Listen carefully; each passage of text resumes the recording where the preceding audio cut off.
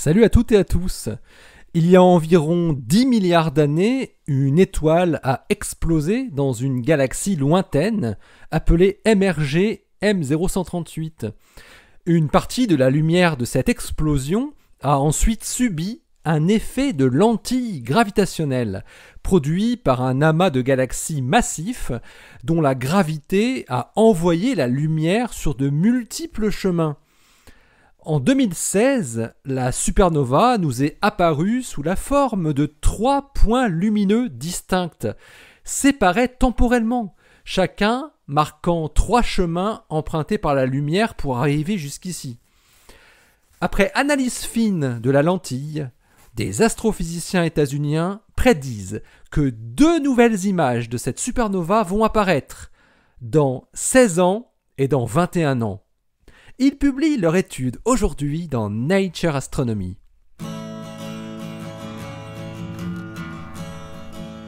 Astronomie, astrophysique, cosmologie, astroparticules. Ça se passe là-haut, par Eric Simon. L'astrophysique est une science du long terme. Il faut souvent être très patient avant de pouvoir arriver à ses fins. C'est ce qui va encore se passer ici avec cette prédiction fort intéressante. Le décalage temporel prévu pour cette lentille gravitationnelle de supernova est le plus long jamais calculé pour une telle configuration. Les 3 premières images de la supernova lentillée par l'amas de galaxies MAX J0138-2155 ont été repérées par hasard dans des images du télescope Hubble de 2016 et 2019 par Stephen Rodney de l'Université de Caroline du Nord et ses collaborateurs. En 2016, 3 points brillants étaient visibles à la périphérie de ce gros amas déflecteur et la même image, 3 ans plus tard, ne montrait plus ces 3 points. Il s'agissait donc bien du même objet, mais démultiplié 3 fois. Une supernova.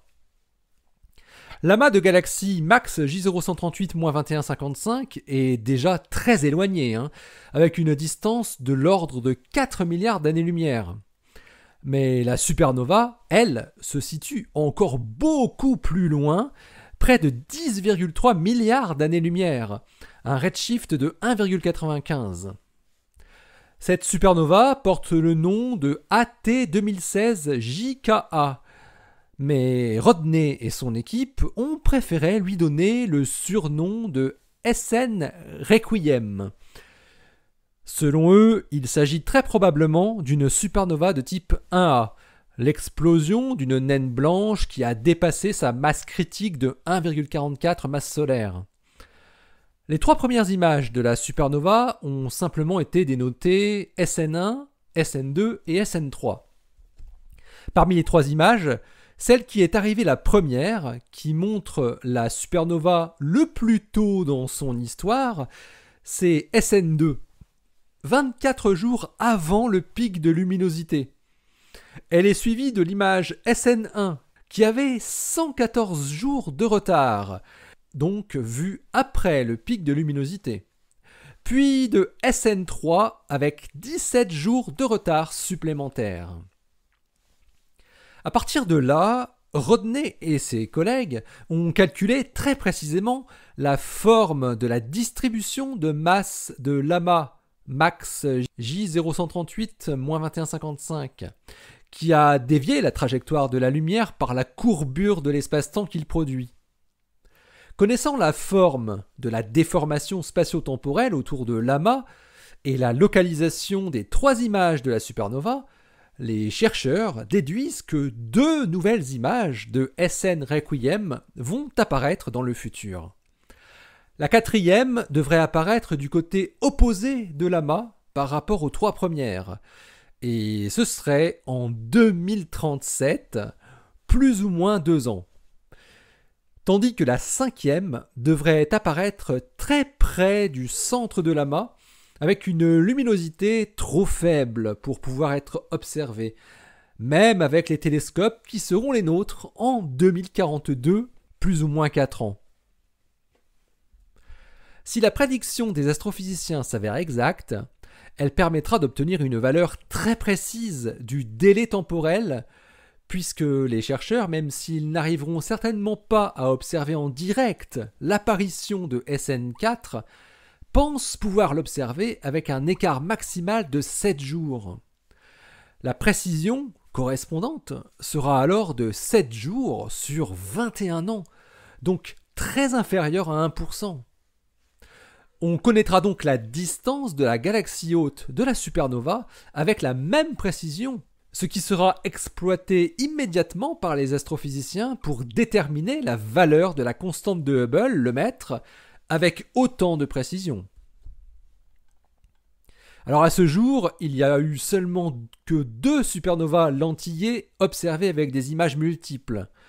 La première, très connue, c'est SN Refsdal en 2014 et 2015. Il s'agissait d'une supernova de type 2 particulière dont l'image, avec le plus long retard, a hélas été manquée. La seconde, SN 2016 GEU, en 2016 donc, était une supernova de type 1A avec des retards courts qui avaient rendu impossible les mesures de haute précision des retards temporels. Une découverte antérieure d'une supernova exceptionnellement lumineuse s'est également avérée a posteriori être une supernova de type 1A fortement lentillée, mais ces images multiples n'avaient pas été résolues. AT 2016 JKA, alias SN Requiem, est donc la troisième découverte d'une supernova avec une lentille résolue en images multiples. Les spécialistes estiment qu'un futur échantillon de plus de 100 retards temporels de lentilles, bien mesurés, serait un outil crucial pour les études sur l'énergie sombre et la constante de Hubble-Lemaître. Or, les futures études à grande échelle, telles que celles de l'observatoire Vera Rubin et celles du télescope spatial Nancy Raman, observeront des dizaines ou des centaines de supernovas lentillées pendant la durée de leur mission. Mais malheureusement, la grande majorité d'entre elles seront des lentilles par des galaxies, et non des amas de galaxies. Et elles auront, de ce fait, des délais beaucoup trop courts, de l'ordre de 10 à 100 jours probablement. Les retards extraordinairement longs des supernovas lentillées par des amas très massifs, comme AT 2016 JKA, permettent d'obtenir une précision bien meilleure, avec un coût d'observation comparable. Rodney et ses collaborateurs rappellent l'investissement qui avait été fourni pour l'étude du cas de SN Refsdal, qui avait été suivi avec le télescope Hubble durant 75 orbites sur 3 ans.